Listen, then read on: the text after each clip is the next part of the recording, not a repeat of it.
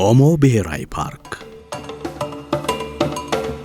የዛሬውን ጉዟችንን በምስራቅ አፍሪካ ቀጠና ካሉ ማራኪ የዱር እንስሳት መዳረሻዎች ውስጥ ምንም በማይባል ደረጃ አይን ያልበዛበትን ግን ደግሞ ፍጹም አስደሳች ወደ ሆነው ፓርክ እናደርጋለን።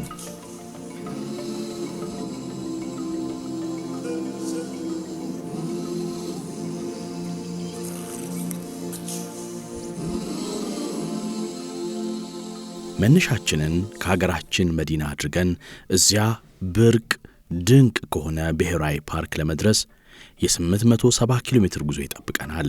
ሻሸመኔ ከተማ የአቅጣጫችን መቀየሪያ ቦታ ስትሆን መሃል ከተማዋ እንደደረሰን ወደ አርባ ምንጭ የሚወስደውን መስመር በመያዝ የደቡብ መዝለቂያ ከተማ የሆነችውን አርባ ምንጭን አልፈን ጂንካ ከተማ እንደርሳለን።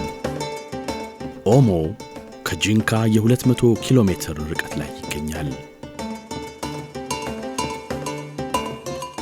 በዚያ ርቀት የማይገድበው የተፈጥሮ ጸጋው ለዘላለም የሚነጥፍ የማይመስል የተፈጥሮ እንቅስቃሴ ያለበት ትዕይንት ይጠብቀናል።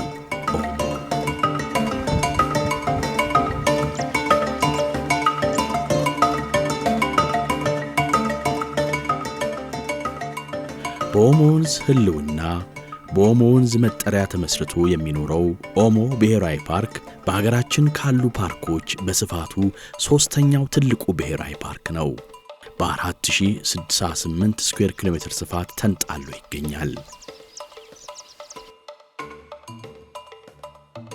የዛሬ 40 ዓመት ገደማ የተመሠረተው ይህ ብሔራዊ ፓርክ በምስራቅና መካከለኛው አፍሪካ ካሉ ድንቅ ተፈጥሯዊ መዳረሻዎች ውስጥ ያልተስተዋለና ያልተጎበኘ ብሔራዊ ፓርክ ነው።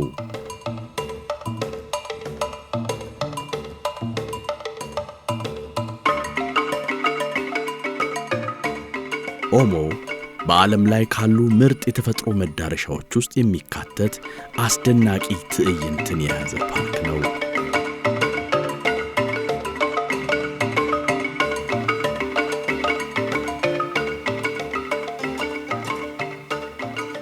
በርካታ ኪሎ ሜትሮችን የሚያቋርጡ የውሃ ላይ ጉዞ፣ ጥርት ያሉ ማራኪ ፏፏቴዎች፣ ረዣዥም ሸለቆችና ማራኪ ፍልውሃዎች ለሕይወት ቅመምስ አቻ የሌላቸው የፓርኩ ጌጦች ናቸው።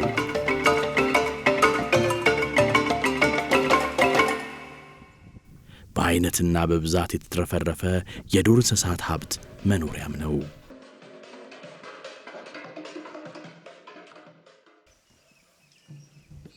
ረዣዥም የሰንበሌጥ ሳራማ መልክዓ ምድር የተቸረው ኦሞ አልፎ አልፎ የሚታዩ ኮረብታማ ቦታዎች አሉት። ቁጥቋጧማና በግራር ዛፍም ያማረ ምድር ባለቤት ሲሆን በፓርኩ ውስጥ በሚያልፉ ወንዞችም ዙሪያ ጥቅጥቅ ደን የተሸፈነ ክፍል አለው።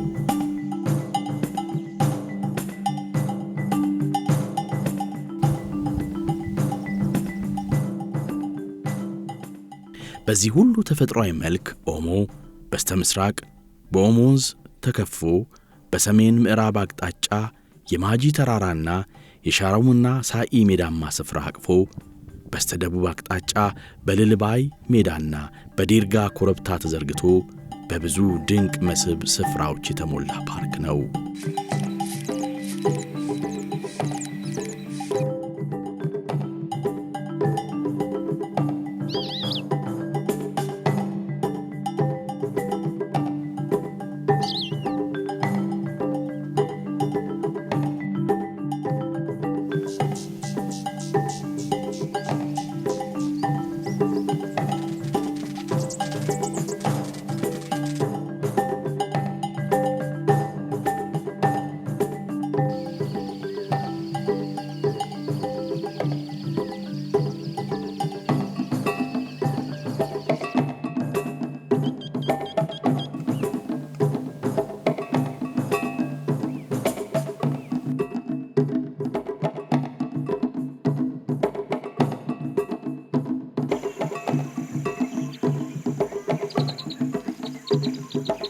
ኦሞ ከሸለቋማ መነሻው ጀምሮ የከፊል በረሃማ ቁጥቋጦና ዛፎችን አጥለቅልቆ ሰፊ ውሃ የለበሰ ሜዳማ ስፍራ እስከሚፈጥር ድረስ 350 ኪሎ ሜትሮችን ይጓዛል።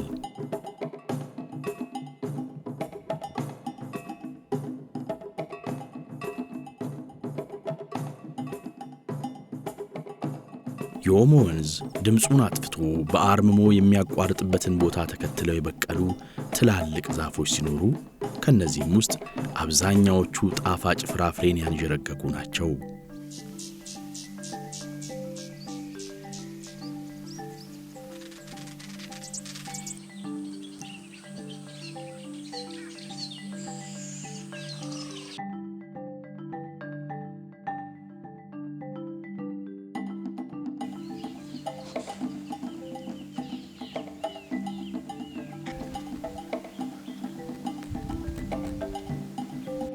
በኦሞ ወንዝ ተሸብቦ ያረፈው የዚህ ሁሉ ባለቤት የኦሞ ፓርክ ደግሞ የኢትዮጵያ የተፈጥሮ ሀብት መጠለያ ነው። የወንዙ መኖር በርካታ ቁጥር ላላቸው የዱር እንስሳት በፓርክ ውስጥ የህልውናቸው መዝለቅ መሰረት ነው።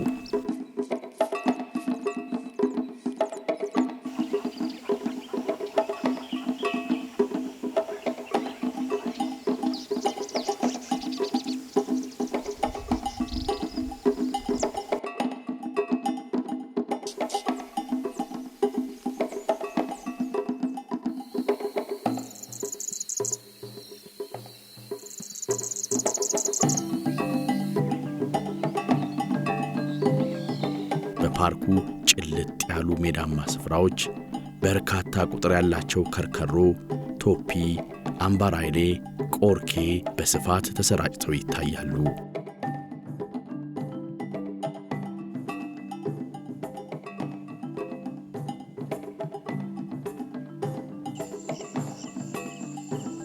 አንበሳ፣ ነብርና አቦሸማኔ ትላልቆቹ በፓርኩ የሚገኙ አዳኞች ናቸው።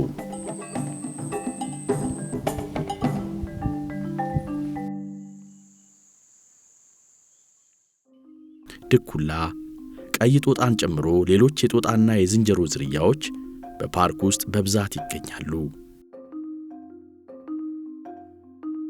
በተጨማሪም ቀጭኔና ጅብ ይገኙበታል።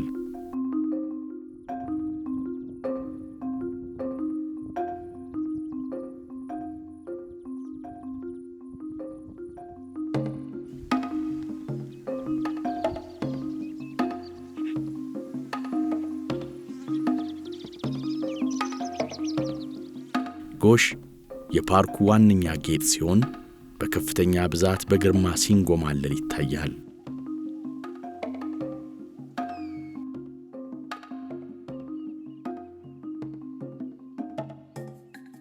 ይህ እንስሳ በጣም ግዙፍ የሰውነት መጠን ያለው የከብት ዘመድ የሆነ ሳር በል ነው።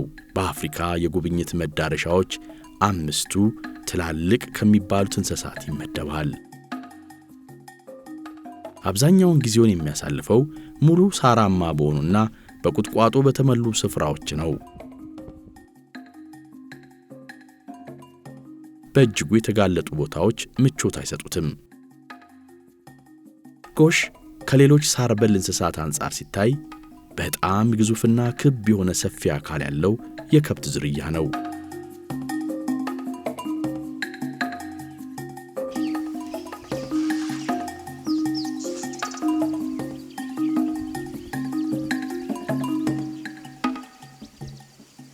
ቀንዳቸው የጋሻ ቅርጽ ይዞ ሁለቱ ጫፎቹ ወደ ኋላ የተቀነፉ ሲሆኑ ሙሉ በሙሉ ትክክለኛውን ቅርጽ የሚይዘው 5 ዓመት ሲሞላ ነው። ከሌሎቹ ሳር በል እንስሳቶች በተሻለ ቀድሞ ሳር መመገብ ይጀምራል። በቀን ውስጥም ውሃ መጠጣት ይፈልጋሉ።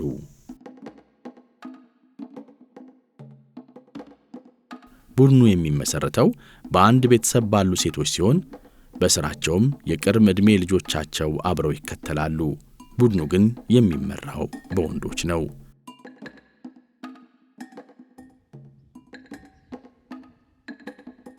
ወንዶቹ በቡድኑ ዙሪያ በመሆን ጥበቃ ያደርጋሉ።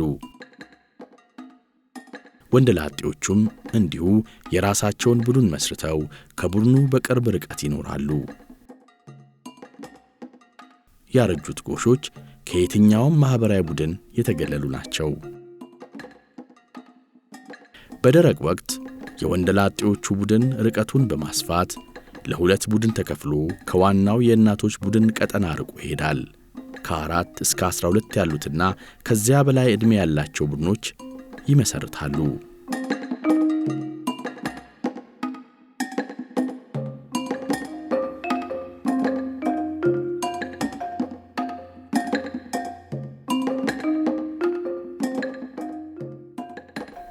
ጎሽ በዕድሜ ተዋረድ በተሠራ መዋቅር የሚተዳደር እንስሳ ነው። አዳኞች በሚመጡባቸው ወቅት ጥጃዎቻቸውን መሃል በማስገባት በአንድነት በመቆም ተጠጋግተው እርስ በርሳቸው ይጠባበቃሉ። ጎሾች በዓለም ላይ በከፍተኛ ቁጥር ተሰራጭተው የሚኖሩ ዝርያዎች ሲሆኑ ከ900 ሺህ በላይ እንደሚደርሱም ይገመታል። ከነዚህም ውስጥ ከ3 እጁ የሚበልጡት በተለያዩ የጥበቃ ቦታዎች ውስጥ ይኖራሉ።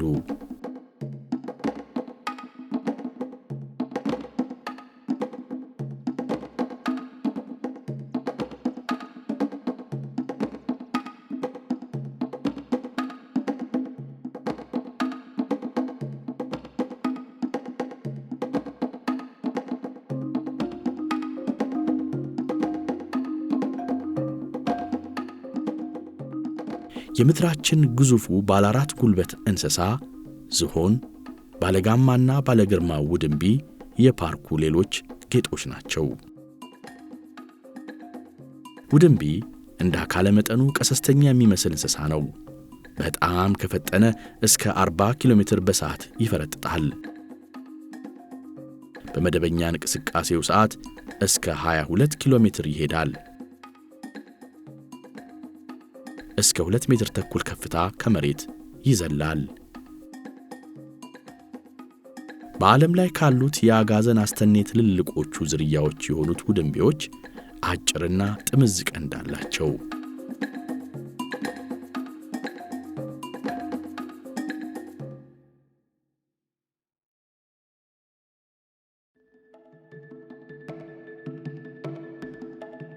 በወንዱና በሴቷ መካከል የአካለ መጠን ልዩነት ሲኖራቸው ወንዶቹ ግዙፎች ሲሆኑ በአማካይ እስከ 600 ኪሎ ግራም አልፎ አልፎም እስከ 900 ኪሎ ግራም ሊመዝኑ ይችላሉ።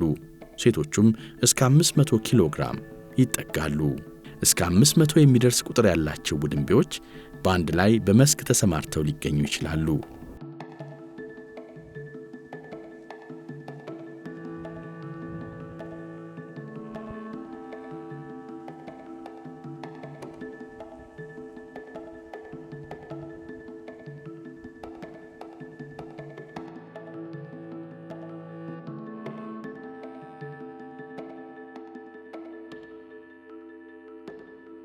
ለመደነቅ ቅርብ ባይሆንም እንኳ ኦሞ እጅግ አስደናቂ ስሜትን ይፈጥርሎታል።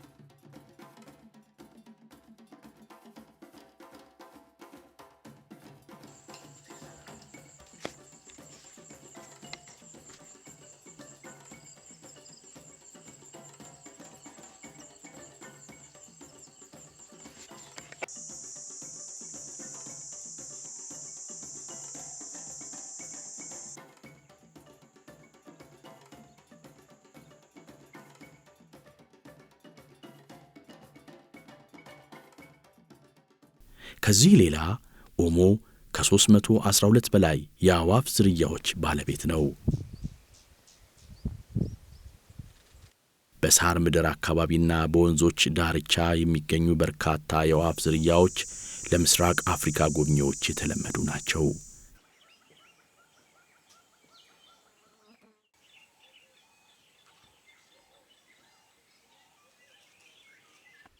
እጅግ ማራኪ ቀለማት ያላቸው አዕዋፋት ሸመላ፣ ጋርዲም፣ ግንደ ቆርቁር፣ ዙሪት፣ ንበበል፣ ሳቢሳ፣ ወፈ ያሬድና ሌሎችም ለዓይን የሰማይ ላይ ትርኢትን ለጆሮ ደግሞ ዝማሬን በመስጠት ጉዞውን መልካም ያደርጉታል።